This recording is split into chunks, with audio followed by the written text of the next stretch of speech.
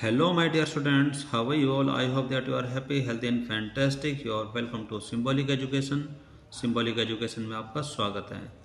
Dear students, हमने अपनी पिछली क्लास में आपकी 11th क्लास की बुक हॉर्नबिल के पहले चैप्टर को स्टडी किया, उसकी हिंदी और उसके अर्थ को जाना, जिसका नाम है the portrait of A lady, यानी कि एक महिला का स्वरूप जो कि आपको शब्दों के द्वारा चित्रित करना था. इस चैप्टर के जो लेखक है खुशवंत सिंह, उन्होंने अपनी दादी के स्वरूप को चित्रित किया अपने बहुत ही सुंदर शब्दों के साथ, और उनका स्वभाव, उनका नेचर, और वो पूरे दिन में क्या करती थी, उनसे उनका कितना लगाव था, और उनकी पूरी दिनचर्या को हमें समझाने की कोशिश की. और आज की इस क्लास में इसी चैप्टर की हम क्वेश्चन सीरीज को स्टार्ट करने वाले हैं, और ये देखते हैं कि जो भी क्वेश्चंस आपसे इसमें पूछे जाते हैं उनके आंसर आप कैसे देंगे. आइए शुरू करते हैं. लेते हैं इसका पहला क्वेश्चन. गाइस, जो ये आपका चैप्टर है जिसका नाम है the portrait of A lady, तो इसका जो पहला क्वेश्चन है ये आपकी कुछ एक डिफरेंट यूनिट है इसके अंदर बताई गई है. तो जो इसमें पहली जो यूनिट है वह है अंडरस्टैंडिंग द टेक्स्ट, यानी कि जो ये चैप्टर है हम इसमें कुछ क्वेश्चंस यहाँ पर देखते हैं जो कि आपको मेंशन करने हैं. तो मेंशन करने का जो पहला क्वेश्चन आपके लिए है जो कि आपसे पूछा गया है, तो इसके पहले क्वेश्चन में आपको मेंशन करना है कि the 3 phases of the author relationship with his grandmother, कि इसमें 3 अवस्थाएं आपको इसमें मेंशन करनी, यानी कि उनका जिक्र करना है, उनकी चर्चा करनी है. Of the author relationship with his grandmother, की जो लेखक का संबंध अपनी दादी के साथ रहा, यानी कि अपनी दादी के साथ उनका संबंध कैसा रहा है, उनकी 3 अवस्थाएं आपको इसमें मेंशन करनी, यानी कि उनकी चर्चा करनी है. Before he left the country to study abroad, कि विदेश में अपनी पढ़ाई लिखाई के लिए यानी कि अपने अध्ययन के लिए जाने से पहले जो उनका संबंध अपनी दादी जी के साथ रहा है, उनकी 3 अवस्थाओं का जिक्र आपको अपने इस आंसर में करना है. तो इसके आंसर में आप लिखते हैं कि the 3 phases of the author relationship with his grandmother, यानी कि 3 ऐसी अवस्थाएं जो कि लेखक और उसकी दादी के संबंध को यहाँ पर दर्शाती हैं. Before he left the country to study abroad, विदेश में अपने अध्ययन पर जाने से पहले, यानी कि अपनी पढ़ाई लिखाई के लिए जाने से पहले, वर एज फॉलो, जो कि नीचे दी गई हैं उस तरीके की अवस्थाएं इस चैप्टर में बताई गई है. कि जो इसमें जो पहली अवस्था है वो है इन द विलेज, गांव की बातें हैं, यानी कि जब लेखक अपनी दादी जी के साथ गांव में रहते थे जब वह एक छोटे बच्चे थे. कहते हैं कि they were always together in the village, वे गांव में हमेशा एक साथ रहते थे, साथ साथ रहते थे.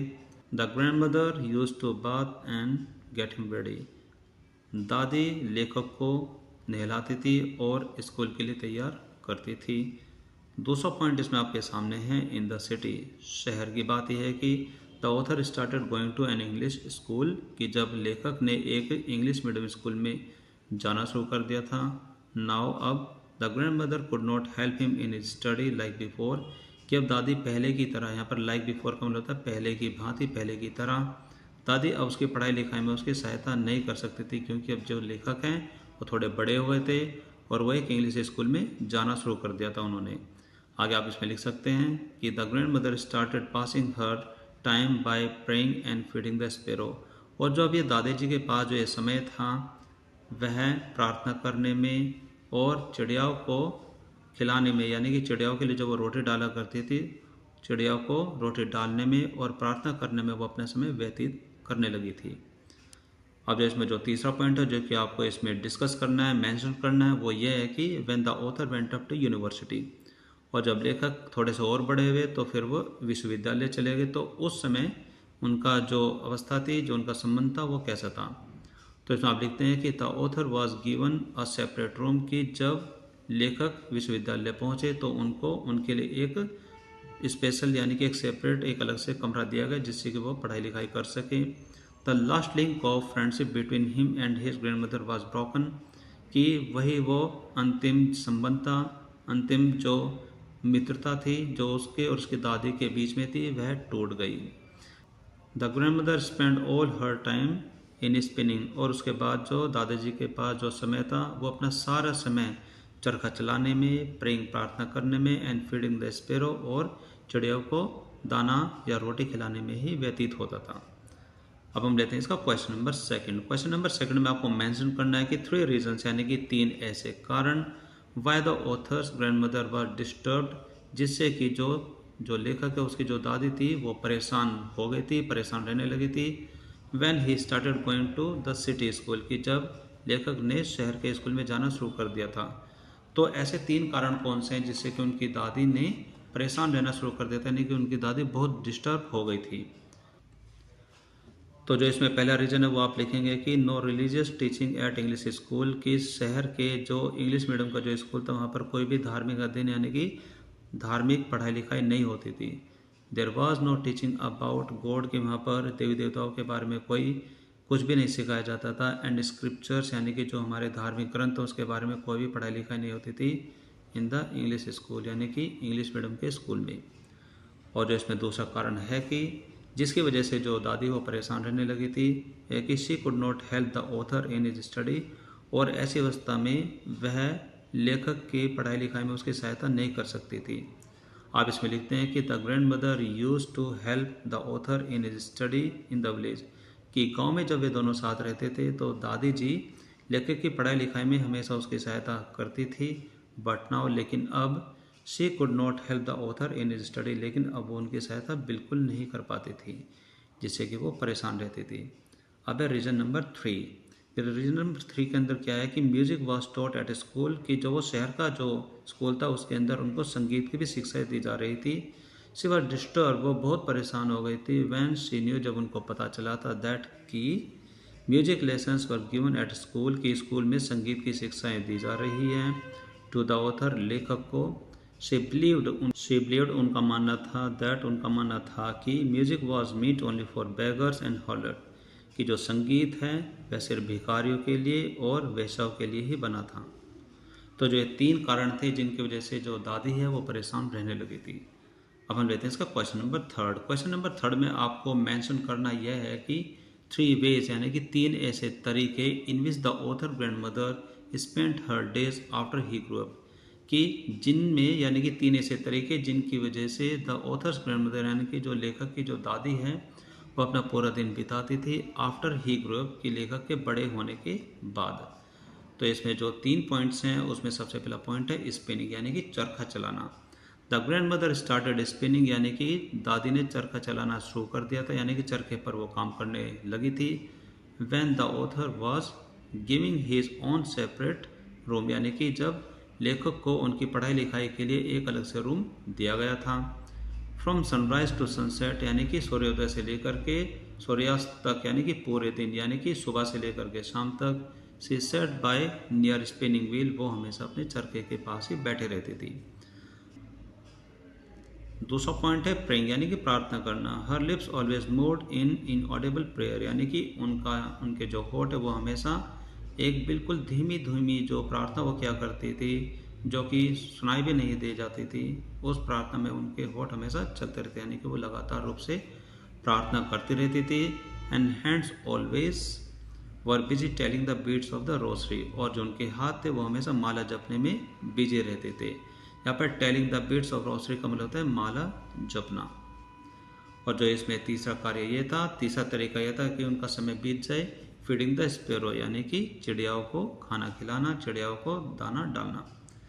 ओनली इन द आफ्टरनून, सिर्फ दोपहर के बाद ही सी लेफ्ट हर स्पिनिंग व्हील, की दोपहर के बाद ही वह चरखे से थोड़ी देर के लिए उठ जाया करती थी, चरखे को थोड़ी देर के लिए छोड़ दिया करती थी। टू फीड द स्पेरो, चिड़ियाओं को खाना खिलाने के लिए, यानी कि चिड़ियाओं को दाना पानी खिलाने के लिए। She use to feed them with फ्रूलेस रिब्यूक्स, कि वह उनको डांट डपट करते हुए रोटी खिलाती थी, दाना खिलाती थी। अब इसमें क्वेश्चन नंबर 4 में आपको मेंशन करना है द ऑड वे, यानी कि कुछ ऐसा विचित्र तरीका in which the author grand mother behaved just before she died, कि कुछ ऐसा अलग और विचित्र तरीका इन विच जिसमें authors grand mother behaved just before she died, कि उनकी मृत्यु से ठीक पहले जो उनकी दादी के अंदर जो व्यवहार में जो एक अजीब बात नज़र आई थी वो क्या थी। तो इसमें आपको ये लिखना है कि जस्ट बिफोर, तो इसमें आपको लिखना है कि just before the grand mother was dead, की ग्रैंड मदर की यानी कि दादी जी की मृत्यु के ठीक पहले she stopped talking to anyone, कि उन्होंने किसी से भी बात करना बंद कर दिया था, यानी कि वो किसी से भी बात नहीं कर रही थी। एंड शी ले पीसफुली इन द बेड, और वो बड़े शांति से बिस्तर में लेट गई। प्रेइंग एंड टेलिंग बीट्स, प्रार्थना करते हुए और अपनी माला को जपते हुए। तो ये बिल्कुल ही विचित्र सी बात थी कि उन्होंने दूसरों से बात करना बंद कर दिया था। आगे इसमें एक क्वेश्चन और भी है, क्वेश्चन नंबर 5, जिसमें आपको मेंशन करना है कि द वे यानी कि वह उस तरीके के बारे में यानी कि उस बात के बारे में आप इसमें जिक्र करेंगे in which the sparrow expressed their sorrow, कि जिससे कि जो चिड़ियाएँ हैं उन्होंने अपना दुख जाहिर किया, यानी कि जो चिड़ियाएँ थी जिनको दादी जी रोटी खिलाती थी छोटे छोटे टुकड़े करके, कि जब उनकी मृत्यु हो गई थी तो उन्होंने अपना दुख किस तरीके से दिखाया था, किस तरीके से अपना दुख सामने रखा था। वैन जब the author's grand mother died, कि जब लेखक की दादी की मृत्यु हो गई थी तो चिड़िया जो पक्षी वगैरह आते थे वो अपना दुख कैसे जता रहे थे। तो इसका आंसर में आप लिखते हैं कि the sparrow gathered around the grandmother's corpse, यानी कि जो दादी जी का जो मृत शरीर था, यानी कि जब उनका देहांत हो गया था और उनको नीचे लेटा दिया गया था तो बहुत सारी चिड़ियाएँ उनके आसपास एकत्रित हो गई थी, इकट्ठी हो गई थी। Which was laying raped in A red shard, की जो उनका शरीर था वह नीचे लेटाया गया था एक लाल रंग के कफन में लपेट करके। देवर नॉट चिर्पिंग, वे बिल्कुल भी चहचहाट नहीं कर रहे थे, एज इफ मानो they were paying a silence tribute to the grand mother, कि जैसे कि वो एक शांतिपूर्ण एक श्रद्धांजलि दे रही हो दादी जी को। वैन जब the grandmother's corpse had been moved, कि जब दादी जी के मृत शरीर को वहाँ से ले जाया गया, दे फ्लू अवे साइलेंटली, वे चुपचाप वहाँ से उड़ गई। तो इस तरीके से सभी पक्षियों ने, सभी चिड़ियाओं ने अपना दुख जताया दादी जी की मृत्यु के बाद। अब हम लेते हैं इस क्वेश्चन सीरीज की यूनिट नंबर 2 जो कि है टॉकिंग अबाउट द टेक्स्ट, यानी कि इसमें है कि talk to your partner about the following, यानी कि जो नीचे जितने भी जो क्वेश्चन दिए गए हैं वो आपको अपने साथी के साथ, अपने फ्रेंड के मित्रों के साथ में उसके बारे में बातें करनी है, यानी उसके बारे में चर्चा करनी है, डिस्कस करना है। तो द ऑथर्स ग्रैंड मदर, यानी कि जो लेखक की जो दादी थी, वॉज अ रिलीजियस पर्सन, वह एक धार्मिक महिला थी। What are the different ways in which we came to know, कि वे कौन कौन से अलग अलग तरीके हैं जिसकी वजह से हमें इस बारे में पता चलता है। तो इसका आंसर में आप लिखते हैं कि the author's grand mother was undoubtedly a religious person, निसंदेह, बेशक, यहाँ पर एक वर्ड है अनडाउटली जिसका मतलब होता है बेशक, यानी कि निसंदेह, यानी कि जिस बात में किसी भी प्रकार का कोई संदेह या शक नहीं होता, पूरी तरीके से स्पष्ट होता है, तो उसके लिए हम लिखेंगे अनडाउटली। तो कहते हैं कि लेखक की जो दादी थी उसमें कोई संदेह नहीं है, निसंदेह वह एक धार्मिक महिला थी। She would always tell the beads of her rosary, कि वह हमेशा अपने हाथ में एक माला लेकर के उसको जपा करती थी, यानी कि वो हमेशा माला जपती थी। यहाँ पर tell the beads of her rosary का मतलब होता है माला जपना। And her lips constantly moved in inaudible prayer, और उनके जो होठ है वो हमेशा एक प्रार्थना में हमेशा बिजी रहते थे, यानी कि वो हमेशा एक प्रार्थना मन ही मन में गुनगुनाया करती थी जो कि सुनी ना जा सके, यानी कि बहुत ही कम कम आवाज़ में। She went to temple daily, वो हर रोज़ मंदिर जाया करती थी। When she was in the village, जब वो गांव में थी। शी ऑल्सो रेड स्क्रिप्चर, और वे धार्मिक ग्रंथ को भी पढ़ा करती थी। तो इससे पता चलता है कि जो लेखक की जो दादी है वो बहुत ही धार्मिक महिला थी। अब हम लेते हैं इसका क्वेश्चन नंबर 2। क्वेश्चन नंबर 2 में आपसे पूछा गया है कि describe the changing relationship between the author and his grand mother, कि जो लेखक और उसकी दादी के बीच में जो संबंध था, जो उसमें आने वाले जो परिवर्तन थे, तो उसके बारे में आपको चर्चा करनी, यानी कि उसको आपको डिस्कस करना, यानी कि दादी और पोते के बीच का जो संबंध था उसमें जो परिवर्तन आ रहे थे उसके बारे में आपको चर्चा करनी है। Did their feeling for each other change, क्या उनके एक दूसरे के प्रति जो भावनाएं थे क्या वो भी बदल गई थी, क्या उसमें भी परिवर्तन आ गया था। तो इसका आंसर में आप लिखते हैं कि the author's parents left him with his grand mother in the village, कि लेखक के माता पिता ने उन्हें गांव में, जब वे गांव में थे तो उनको दादी के साथ छोड़ दिया था। They lived all the time together, और दादी और पोता वे दोनों हमेशा साथ साथ रहते थे। And became most intimate friends, और वे एक दूसरे के बहुत अच्छे मित्र भी बन चुके थे। The grand mother use to wake up him, दादी उसको सुबह जगाती थी। And get him ready for school, और उसको स्कूल के लिए तैयार भी करती थी। After some time they came to the city, और उसके थोड़े समय के बाद वे शहर आ गए थे। आगे आप इसमें लिखते हैं कि बट नाउ, लेकिन अब, she no longer went to school with grandson, कि अब वो अपने पोते के साथ और अधिक समय के लिए स्कूल नहीं जाती थी। शी डिड नॉट लाइक उनको बिल्कुल भी पसंद नहीं आ रहा था what her grandson was taught in his English school, कि शहर के इंग्लिश स्कूल में जो उसके पोते को पढ़ाया जा रहा था वो उनको बिल्कुल भी पसंद नहीं आ रहा था। वैन जब the author went up to university, और जब ऑथर विश्वविद्यालय चले गए थे, he was given a room for his own, और उनको उनके लिए एक कमरा भी प्रदान किया गया था। द चेंजेस, और जो ये परिवर्तन था, the changes in relations came only because of the circumstances, यानी कि जो ये हालात थे, बिकॉज ऑफ सर्कमस्टांसिस का मतलब होता है कि हालात यानी कि परिस्थितियों की वजह से, द चेंजेस रिलेशंस केम यानी कि जो उनके संबंध में जो परिवर्तन आ रहे थे परिस्थितियों की वजह से, बट लेकिन their feelings for each other did not change, लेकिन उनकी एक दूसरे के प्रति जो भावनाएं थी उनमें कोई परिवर्तन नहीं आया था। अब हम लेते हैं इसका question number third. Question number third में आपसे पूछा गया है कि वुड यू एग्री, कि आप इस बात से सहमत होंगे कि क्या आप ये बात मानेंगे कि that the author's grandmother was a person of a strong character, कि जो लेखक की जो दादी थी वह एक दृढ़ चरित्र यानी कि एक स्ट्रॉन्ग कैरेक्टर वाली महिला थी। इफ यस, अगर आप इस बात को मानते हैं, give instance that so this, तो इस तरीके के कुछ उदाहरण दीजिए जिससे कि ये स्पष्ट होता हो। तो इसके आंसर में आप लिखते हैं कि यस, जी हाँ, मैं मानता हूँ the author's grandmother was a person of a strong character, कि जो लेखक की जो दादी थी वह एक दृढ़ चरित्र वाली यानी कि एक स्ट्रॉन्ग कैरेक्टर वाली महिला थी। She had her own conviction which she rigorously followed, कि उनकी अपनी एक मान्यता थी यानी कि अपना एक शेड्यूल था, अपना एक तरीका था। विच शी रिगरसली फॉलोड, जिसको वो बहुत ही मजबूती के साथ फॉलो करती थी, यानी कि जिसको वो अपने पूरी मजबूती एक पूरे मन के साथ निभाया करती थी।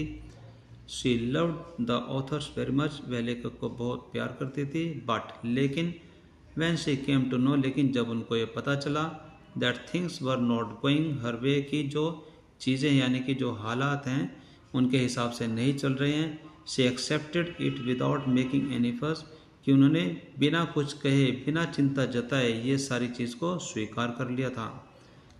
वैन, और जब हर ग्रैंडसन वेंट अब्रॉड, की जब उनका जो पोता था यानी कि जो लेखक था जब विदेश चला गया था यानी कि अपनी आगे की पढ़ाई के लिए विदेश चला गया था, she was not at all sentimental, वो बिल्कुल भी भावुक नहीं हुई।